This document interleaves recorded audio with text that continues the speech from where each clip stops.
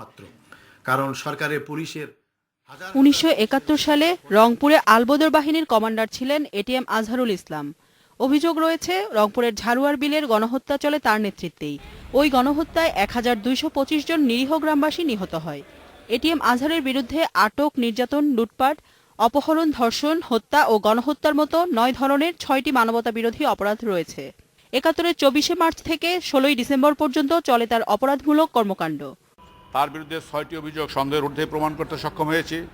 ফলে দেশবাসী এবং ভুক্তভোগীদের প্রত্যাশার সঙ্গে আমরাও প্রত্যাশা করতেছি যে আগামীকালকে মাননীয় ট্রাইব্যুনাল তার যে অপরাধের গভীরতা সেটি বিবেচনা নিয়ে তাকে সর্বোচ্চ শাস্তি মৃত্যুদণ্ডে দণ্ড ঘোষণা করবে। তবে তার বিরুদ্ধে আনা সব অভিযোগ মিথ্যা এবং রাষ্ট্রপক্ষের আনা সাক্ষ্য প্রমাণে যথেষ্ট পার্থক্য রয়েছে বলে দাবি করেন আসামির আইনজীবী। ওনারা যে সমস্ত অভিযোগের সপক্ষে যে সমস্ত দলিল এবং সাক্ষ্য উপস্থাপন করেছে, আমরা মাননীয় ট্রাইব্যুনালের সামনে দেখিয়েছি যে এই সমস্ত ডকুমেন্টগুলো পারস্পরিক কন্ট্রাডিক্টরি। তার বিরুদ্ধে আনিত 6টি অভিযোগের সবকটি থেকে বেকসুর খালাস দিবেন।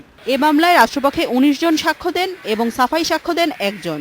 এবছরের 17 সেপ্টেম্বর মামলাটি রায়ের জন্য অপেক্ষমান রাখা হয়। জান্নাতুল ফেরদাউস তানভী, ইন্ডিপেন্ডেন্ট নিউজ, ঢাকা।